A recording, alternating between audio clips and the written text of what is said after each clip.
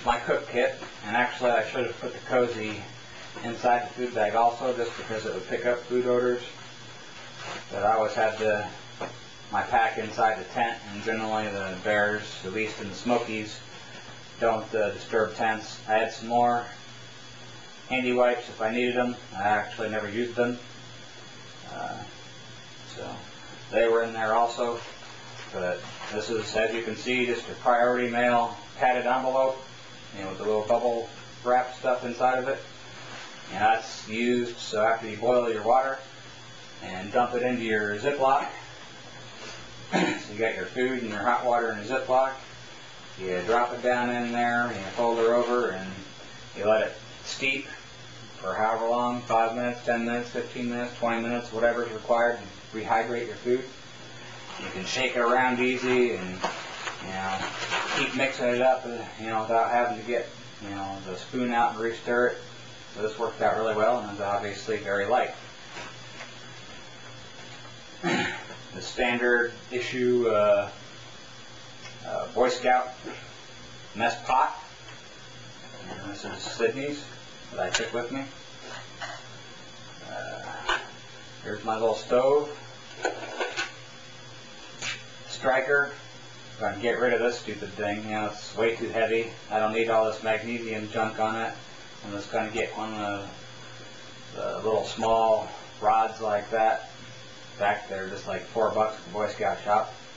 That you just spark it, and you got, of course, have your heat that you pour in there. You kind of have to guess how much you need, but after a while you get to know pretty well. If you're going to do a cup of water, you shouldn't need more than about half an ounce. 2 cups of water is roughly an ounce. If it's colder out, you need a little bit more maybe. But this is just a 3-ounce cat food can. Actually, I think this one was a potted meat can that I punched holes in around.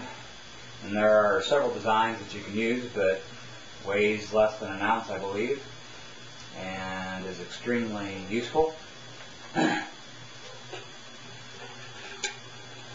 Here's my windscreen that I made from some extra aluminum flashing that I had around. Just punch a couple there, or in this case this was a little thicker than that, so I drilled a few air holes near the bottom. Put your windscreen around like that. Then you have your water in your lid and set her on top of your stove and wait till she boils. And when she's done, you just take your lid off, pour your water out into your bag, and you're good to go. I would actually prefer using something different than this. A taller, slightly skinnier, taller mug. You probably can't see this, but I actually marked on the inside where 1 cup, 1.5, and 2 cups was. But it's really hard to be accurate, and some of the stuff I had said, use 5 ounces, or use 9 ounces, or use 12 ounces. And I think a taller mug that was slightly smaller diameter that would still work on this stove would be ideal. I had this to kind of try to help me. This is obviously part of that same set that the bowl was, to help me estimate the tablespoons, because this was slightly under a tablespoon volume, so when I needed to have something in there that required some kind of odd thing other than like 1 cup or 2 cups, I could dip some water in there, and this was a little less than a tablespoon, and I believe 3 tablespoons equals an ounce. So I'd put like 3.5 of these in, to try to be a little more accurate. So I did use it, but this would be way too small to eat out of a freezer bag. It would work fine if I was just eating out of the bowl here. So that's the cook kit stuff.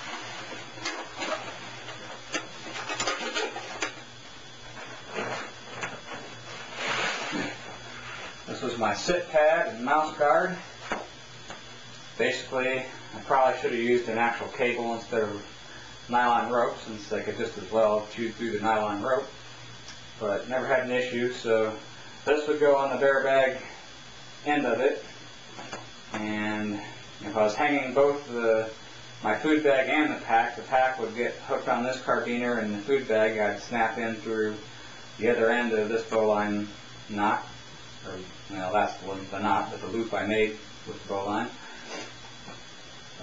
Otherwise, I'd just clip the food bag through this carabiner and this end of it on, and so if the mice mouth came down, he'd basically hit that and he'd kind of just slide right off. Was the theory. I don't know if it really worked or not, but I didn't have a problem after the first night when I started using it. Simple sit pad, 3/8 inch blue foam that had been used previously. We made a crutch out of it for Sydney, so I duct taped it, so it's kind of torn up there. But just to sit on, actually I didn't use this until like the last 2 days, and it's like, I brought this, I may as well use it, make sitting a little bit more comfortable. So I did.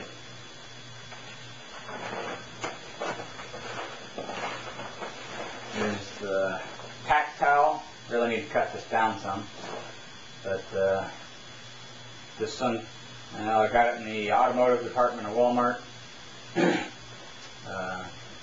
But use this to wipe up the tent if I got condensation inside at night, which really only happened once the very first night. It rained, so I had the tent, even though it's a tarp tent, it was zipped up all the way, and we were right next to that big creek, so a lot of moisture in the air. But yeah, this is very absorbent, easy to wring out, but I need to cut it at least in half, if not in third. I don't need anywhere near that much. Save some space and weight. Even though it only weighs like 2 ounces, but every little ounce counts. Somewhere in here, this comes out first. There's the tent. 6 Moon Designs Lunar Duo, all told, with all the poles and the bag and the shepherd's hooks that I bought from Walmart. About almost exactly 3 pounds, so pretty lightweight. That's the heaviest thing I have. Roughly 40 feet of, I guess, nylon. Probably polyester cord. I don't know what kind of cord it is, but it was definitely strong enough to hang my entire pack if I needed it. Or, I never did use it for this, but I also thought that if I had to go down a pretty steep incline to get to a waterfall, I'd tie off a line there so I'd be able to climb up easier. So that was the rope I needed in case I had to hang my stuff.